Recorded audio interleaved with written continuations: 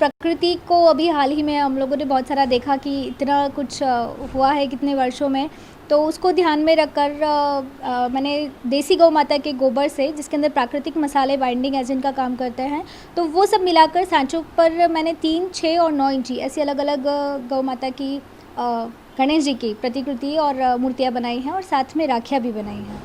और इसकी सबसे बड़ी खासियत ये है, एक तो ये लाइट वेटेड है, हम तुलसी के बीज इन सभी में डालते हैं, जिससे भविष्य में कभी भी आप अपने घर में भी इसे आसानी से विसर्जित कर सकते हैं और ये रोपित हो जाता है।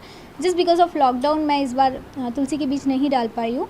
और बायोडिग्रेडेबल है, बहुत आसानी से आप गमले में और ऐसे पानी में भी आप डालेंगे तो वो डिज़ोल्व हो जाएगी। किस तरह की कलाकृतियाँ आप बनाते हैं? जब मालाएँ बनाई हैं, राखियाँ बहुत सारी बनाई हैं, mobile anti radiation mobile stand बनाया है, चूँकि हम जानते हैं कि जो देसी गौ माता का गोबर है, पुराने ज़माने में हमारे सभी जो पूर्वज है घरों में गोबर से लीपते थे ताकि प्रदूषण मुक्त रहे और बहुत सात्विक एनर्जी गोबर में रहती है। तो इस तरह से एंटी रेडिएशन मोबाइल एक बहुत अच्छा काम करता है। मोबाइल में से जो रेडिएशंस निकलती है उसको वो एब्जॉर्ब करता है कहीं ना कहीं और हमें प्रोटेक्ट करता है। देखिए, पिछले गत वर्ष भी मैंने मेरे फैकल्टी अमृता मैम के साथ बहुत सारी साड़ू मिट्टी जो होती है नागपुर की, तो हम लोगों ने कई जगह वर्कशॉप्स इंदौर में ली थी, लोगों में अवेयरनेस, क्योंकि पीओपी जो होता है कहीं ना कहीं पर्यावरण पर बोझ होता है। हमने देखा है कि ये जो उत्सव है हमारी भारतीय संस्कृति ने लोगों को प्रकृति और ईश्वर के सामीप्य के लिए लाने के लिए दिया, लेकिन अभी हम थोड़े सेल्फ सेंटर्ड हो गए, शायद इस वजह से हमने प्रकृति को बहुत नुकसान पहुँचाया। ये ध्यान में रखकर गोबर पर ही मैंने सारे आर्टिकल्स बनाए हैं। किस तरह से प्रेरणा ली है? जी, स्वानंद गोविंदयान नागपुर से मैं ट्रेनिंग लेकर आई हूँ और काफ़ी कुछ सीखा है कलाकृतियाँ बनाना, और कलरिंग का कॉन्सेप्ट मेरा अपना है।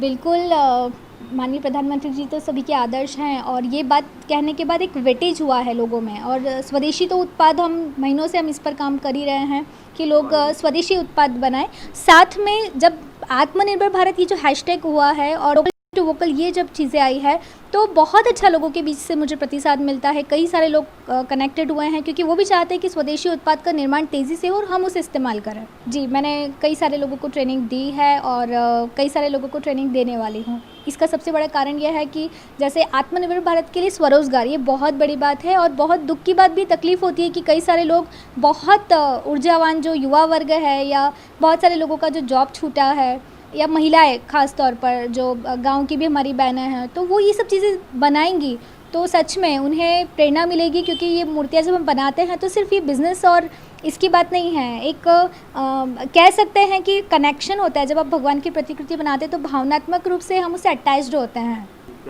बहुत दिल से इच्छा है, जब पहली बार ही बनाया था काफ़ी कुछ, तो माननीय प्रधानमंत्री जी कहीं ना कहीं गौ सेवा से जुड़े हैं, थे भी, तो इच्छा है, चाहती हूँ कि पर्सनली एक बार उनके साथ मुलाकात हो। तो जो मेरा बहुत बड़ा ड्रीम प्रोजेक्ट है, इंडिया को सिर्फ इंडिया लेवल तक नहीं, इस चीज़ को इंटरनेशनल लेवल पर हमारी जो देसी गौ माता है वो सारी चीज़ें उनके साथ मैं रख सकूं, तो उनके लिए उनकी रक्षा और जिस तरह देश के लिए वो काम कर रहे हैं, युवाओं में जोश भरा है और पूरे विश्व में भारत माँ का नाम रोशन करने के लिए हमेशा से सदियों काम तत्पर है। तो अभी मैं उनके लिए राखियाँ भेज रही हूँ और देसी गौ माता का वही हमारे जो गणेशा है और कॉइन्स।